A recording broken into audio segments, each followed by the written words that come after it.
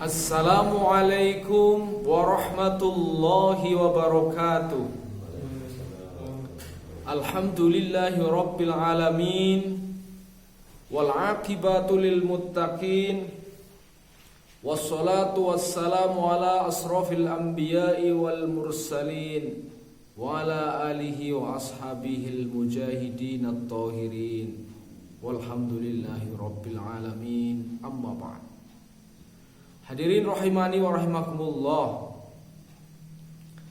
Kebahagiaan yang tak terkira, kemenangan yang tanpa batas adalah apabila Allah Subhanahu wa ta'ala membebaskan kita dari api neraka dan memasukkan ke dalam surga. Itulah sesungguhnya sukses yang sebenarnya. Allah Subhanahu wa ta'ala itu telah menyatakan dalam Al-Quran, A'udzubillahi minasyaitonirrajim, wa man zuhziha 'anil nari wa udkhilal jannata faqad faz.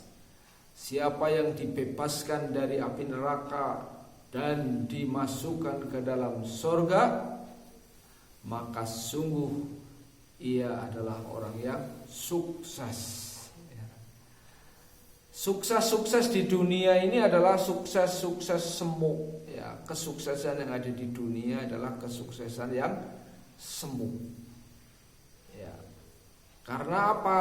Kehidupan kita di dunia adalah kehidupan yang fana, yang sangat sebentar. Orang yang paling bahagia di dunia itu belum seberapa bahagianya di surga. Orang yang paling sedih di dunia belum seberapa sedihnya di neraka. Oleh karena itu, maka jangan lupa visi hidup kita, fid dunya hasanah wa fil akhirati hasanah wa qina adzabannar. Bagaimana supaya kita di dunia berakhir dengan husnul khotimah, ya, dengan baik, karena memang tidak ada jaminan bagi sesiapapun, ya, hidupnya itu husnul khotimah atau su'ul khotimah. Karena kita sangat bergantung daripada akhir kehidupan kita, happy ending, yaitu husnul khotimah, ya, kehidupan yang baik. Maka salah satu hadis Nabi yang menjelaskan hal tersebut adalah man qala la ilaha illallah dakhalal jannah. Ya. Dalam hadis lain, man qala la ilaha illallah fi akhiril hayah dakhalal jannah. Ya. Banyak riwayat, ya. Ada juga riwayat man akhiro kalamihi la ilaha illallah dakhalal jannah. Barang siapa yang kalimat terakhir yang diucapkan sebelum meninggal itu adalah la ilaha illallah, maka wajib baginya masuk surga. Hadirin rahimani wa rahimakumullah, tidak semudah itu kalimat la ilaha illallah bisa kita ucapkan menjelang kematian kita. Karena apa? Karena iman manusia mengalami fluktuasi, kadang naik, kadang turun. Bahkan di akhir zaman ini kadang masuk, kadang keluar, karena fitnah akhir zaman begitu rupa, ya. Oleh karena itu harus ada jaminan dalam diri kita, harus ada kepastian dalam diri kita bahwa ucapan kalimat syahadah yang kita ucapkan adalah merupakan ucapan syahadah yang merupakan bentuk keikhlasan. Karena jaminan Allah pasti nyata, jaminan Rasul pasti nyata. Man qala la ilaha illallah mukhlishon dakhalal jannah. Nah, ini yang membuat berita bahagia sahabat-sahabat yang mendengarkan pada siapa. Siapa yang mengucapkan la ilaha illallah dengan ikhlas, maka wajib baginya surga. Lalu para sahabat bertanya kepada Nabi SAW, bagaimana ikhlas yang dimaksud ya Rasul? Ya, kalau hanya mengucapkan la ilaha illallah masuk surga itu gampang ya, kita ucapkan terus gitu ya. Tapi di sana ada mukhlishon. Barang siapa yang mengucapkan la ilaha illallah dengan ikhlas, maka dijamin masuk surga.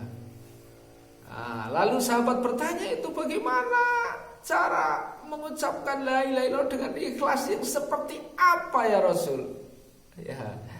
Nah, inilah yang menjadi persoalan hidup dan kehidupan kita. Rasulullah sallallahu alaihi wasallam menjawab, antahjizahu an maharimillah.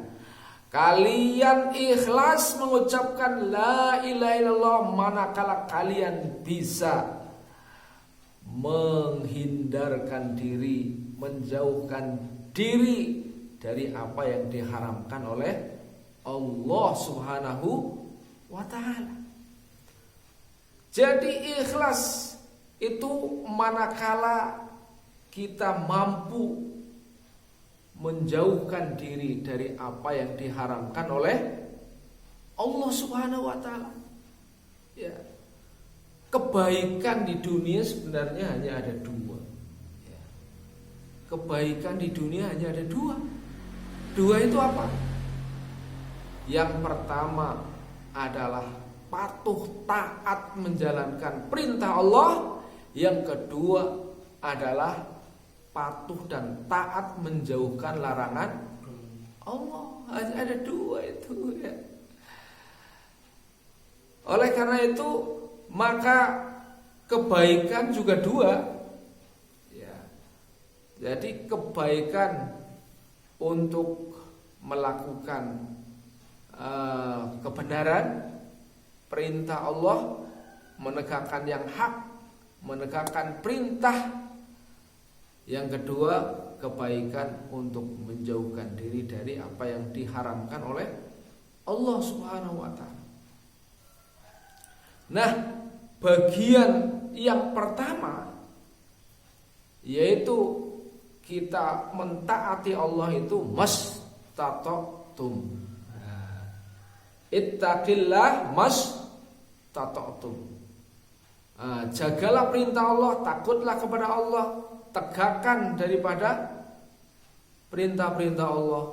Ya, itu adalah mastata'tum. Sekuat tenaga yang Allah berikan kepada kita.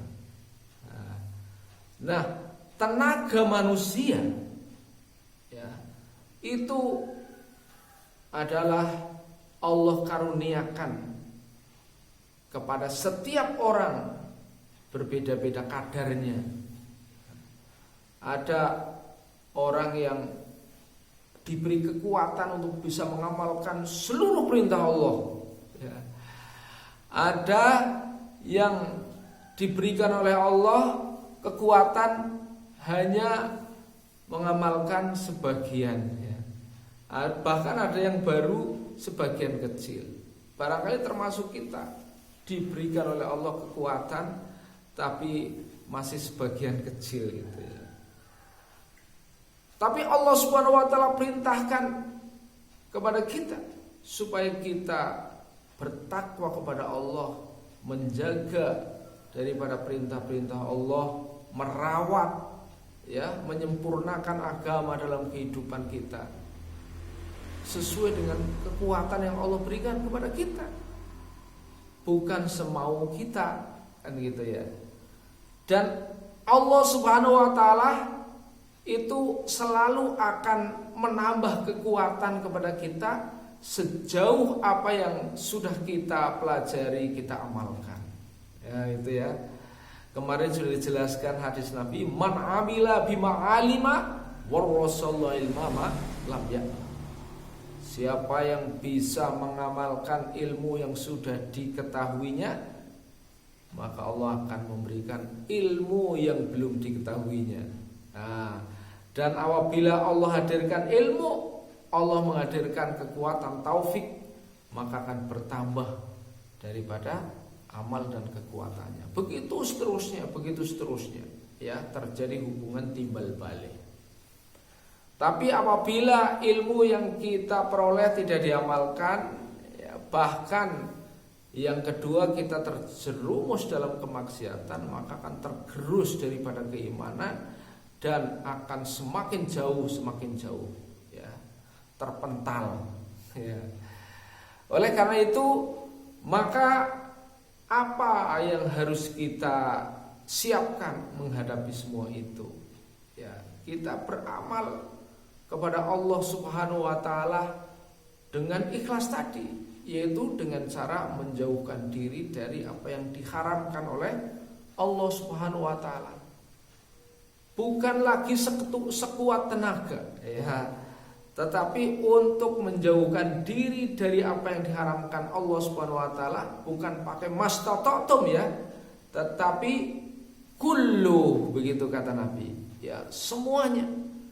Tidak ada satu perkara pun yang boleh disisakan atau dikecualikan. Ya Allah, akan saya tinggalkan semua laranganmu kecuali ini, ya. Enggak ada yang dikecualikan, ya. Nah, itu kullu.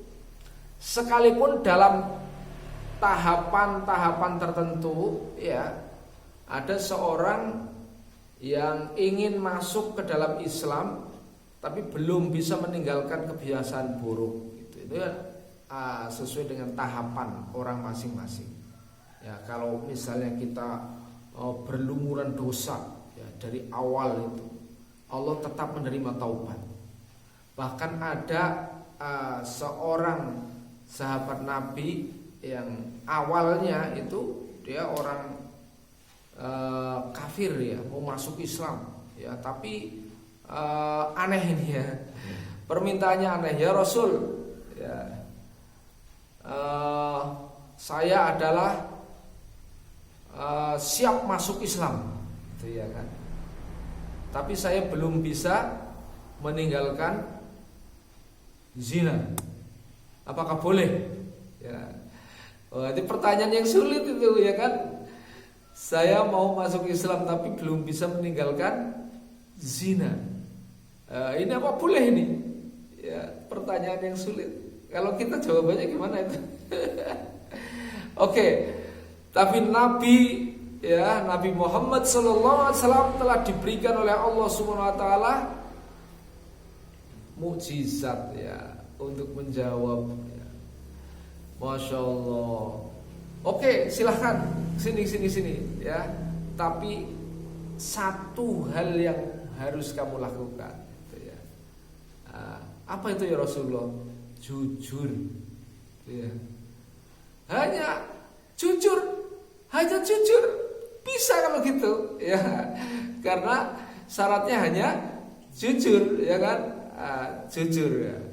Maka apa yang terjadi ketika dia telah bersyahadat masuk Islam, ya, dia sudah siap-siap, pokoknya apapun yang terjadi saya akan jujur untuk memenuhi daripada permintaan Nabi, saya masuk Islam, akan jujur.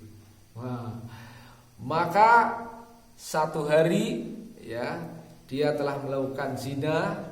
Kemudian ditanyakan oleh Rasulullah ketika dia bertemu, kamu baru dari mana, gitu, ya. Maka dia teringat janjinya kepada Nabi bahwa dia akan jujur. Ya Rasul, saya baru menzinai ini, baru menzinai itu, Masya Allah, ya. Maka satu hari Rasulullah SAW telah segera menepuk dada dia dengan tangannya yang sangat mulia, ya.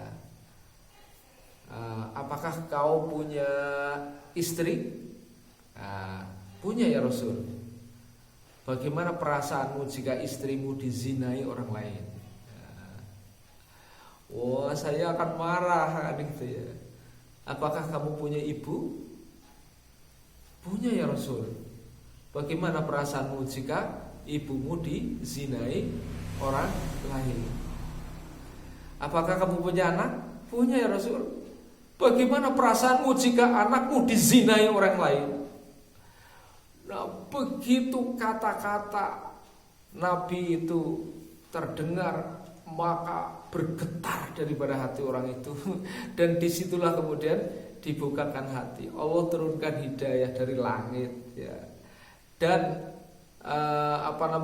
Rasulullah mendoakan, menempelkan telapak tangannya di dada sambil mendoakan, ya Allah, jauhkan orang ini dari perkara zina.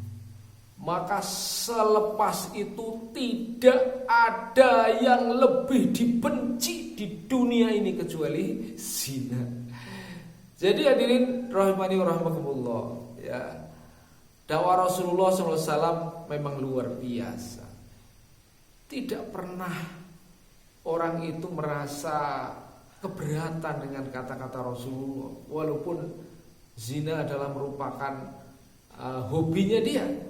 Ya, nampaknya sangat sulit dia meninggalkan zina, tapi tidak ada yang sulit bagi Allah ketika Allah telah membuka hati seseorang.